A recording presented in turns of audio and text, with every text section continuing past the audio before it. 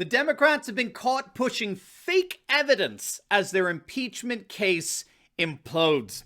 In this video, we're going to take a look at the disaster of a day the Democrats had in presenting their evidence, how more and more senators and legal experts are cringing over just how bad their case really is, and why key Republican senators are assured that President Trump will once again prevail and come out stronger than ever before. You are not going to want to miss this. Greetings, everyone. Dr. Steve here with you.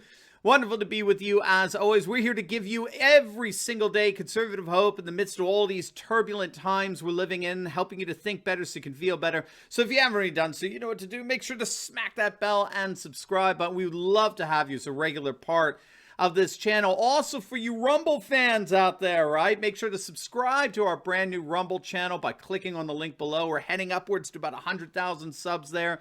And for you podcast fans, make sure to click on the link below. Sign up for our various podcast platforms as well. We're now one of the top 20 podcasts in the nation for political commentary. With your help, we're going to make it to #1. But first of all, let's give a huge shout out to the sponsor of this video, and that's Collagen, available on my special website, healthwithsteveturley.com. If you don't know, many health experts now agree that consuming collagen helps to renew and revitalize how you look and how you feel. Taking collagen regularly can revitalize your body, can make your skin, your bones, even your hair look and feel more healthy and youthful. And if you click on that link below right now, you can save 51% off your order. So don't wait. Click on that link below and get your own collagen supply today. You'll be glad that you did.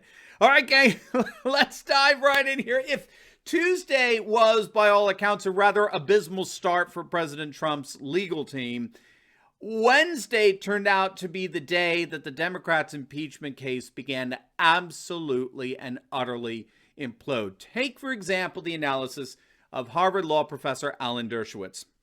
According to Dershowitz, the Democrats played right into President Trump's hands. They're playing right into the hands of the argument that Trump is going to be making about the First Amendment. Everything that the Democrats are arguing, literally everything, according to Dershowitz, supports the First Amendment argument that Trump's legal team is making. So there's nothing the Democrats presented that's not objectively protected by the First Amendment. So when it comes to just the pure merits of this case, the Democrat prosecutors have lost it. This is over, at least in terms of substance, but it gets worse.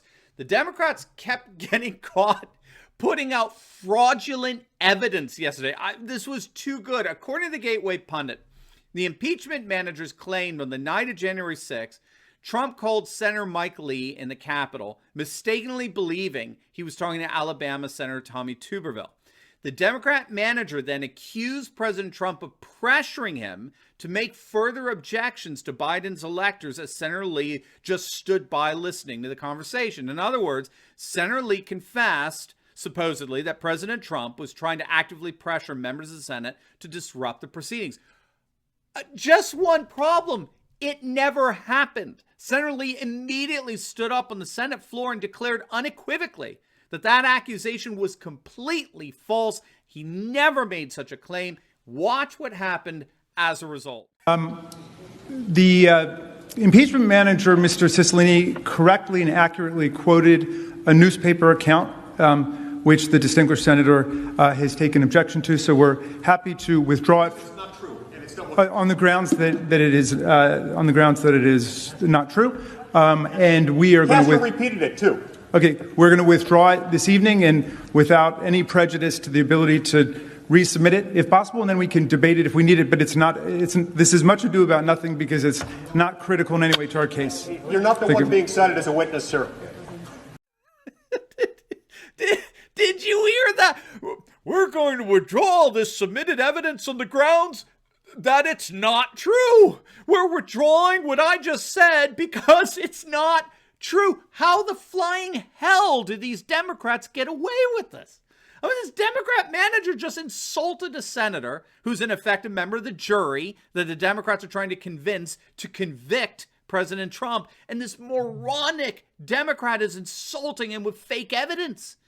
And the media is absolutely silent. It's astonishing just how corrupt both the Democrat and the corporate globalist media become. Then the gas man himself came in, Eric Swalwell. CCP man, he actually is part of this. The Democrats couldn't find anyone better. So he gave a riveting performance on Wednesday, reading off Trump's tweets with emotional inflection. And at one point, he read off a Trump retweet by Jennifer Lynn Lawrence. But the problem is they photoshopped the tweet. It has a verification check mark next to her name when she's not in point of fact verified. The Democrats just tried to make her account look more important and consequential than it is.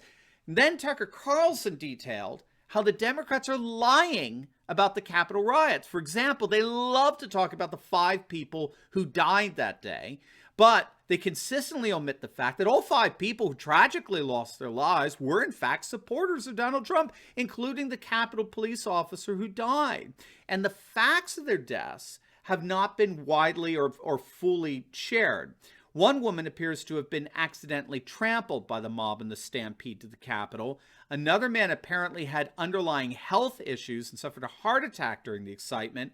Another seemingly had a fatal stroke. All the while, there's no evidence he rioted or went inside the Capitol building. Of course, the 4th victim, Ashley Babbitt, an unarmed Air Force veteran, she was shot to death by a police officer, while the 5th person was Capitol Police Officer Brian Sicknick, who died at the scene. But according to Carlson, the details remain rather murky. The Democrat media is claiming that Sicknick died after being beaten with a fire extinguisher by, this white supremacist mob. But the latest details surrounding Sicknick's death involved the officer telling his brother hours after the rioters were dispersed that he had been pepper sprayed but was otherwise fine. Within 24 hours, he had died. So in detail after detail, Democrat prosecutors lied about what happened. That's Tucker Carlson's conclusion. They're just flat out lying, and we saw evidence of that. And it's beginning to show in terms of how the Senate is reacting. A number of senators are indeed confirming that the Democrats' impeachment case is imploding. Now, before we get into that, I do want to make sure you get our free gift just for you. Make sure to click on the link below and download your own free fake news antidote. How do you like that? We've updated our compilation of over 30 alternative news sites that I go to for my news each and every day. They're all conservative, all celebrating Trump and the nationalist populist revolt. And boy, do we need these resources now more than ever. And you can download your own copy of our updated fake news antidote completely free at the link down below in the pinned comment section. And you'll have a ready to go to list of sites that you'll definitely enjoy, and it'll inspire you through these crazy and trying times. It's yours absolutely free by clicking on the link below. It is my gift to you. All right, so as of today, after 2 days of arguments and testimony, it is becoming increasingly clear that the Democrats' impeachment case is imploding. Lindsey Graham was on Fox News last night. He confirmed that after the 2nd day of testimony, Democrats' case has just basically collapsed. In fact, Graham told Sean Hannity that the not guilty vote grew on Wednesday after the House impeachment managers put on what he called an absurd presentation. And he took the opportunity to point out the total and utter hypocrisy of the Democrats. Graham said, quote, "Let me tell your viewers, the not guilty vote is growing after today. I think most Republicans found the presentation by the House managers offensive and absurd. We all know what happened at the Capitol was terrible, but I don't remember any of these House managers saying a damn thing when they were trying to break into my house and going after Susan Collins and spitting on all of us." Well, amen to that. And we could see his hand and we can raise it double. These same House managers were actually out there publicly defending riots that were burning cities down across the nation over the summer, all in the name of their sickening Marxist notion of so-called social justice. And you're going to love this. Senator Ted Cruz chimed in as well, saying that Democrats' presentation at that impeachment trial was a lot of sound and fury signifying nothing, and President Donald Trump would ultimately be acquitted. But this is just too good. The ultra-leftist activist disguised as journalist Andrea Mitchell, a 24/7 shill for all things leftist, decided to show off her leftist bona fides by trying to take on Ted Cruz's assessment. Look at her tweet.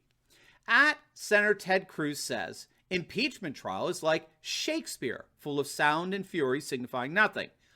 No, that's Faulkner. Sorry, Ted, you're such a knuckle-dragging hick that you don't even know that Sound and Fury comes from the novel by William Faulkner. It's not Shakespeare. This is why we can't trust your opinion in this impeachment trial, you moron. Just one problem for Andrea Mitchell. Sound and Fury signifying nothing comes directly from the Shakespeare tragedy Macbeth, Act 5. Now it gets even worse. Andrea Mitchell's tweet was liked and retweeted tens of thousands of times. Leftist liberals are culturally illiterate. And why would we be surprised at that? They hate Western culture. They hate Western civilization. So of course they're culturally illiterate.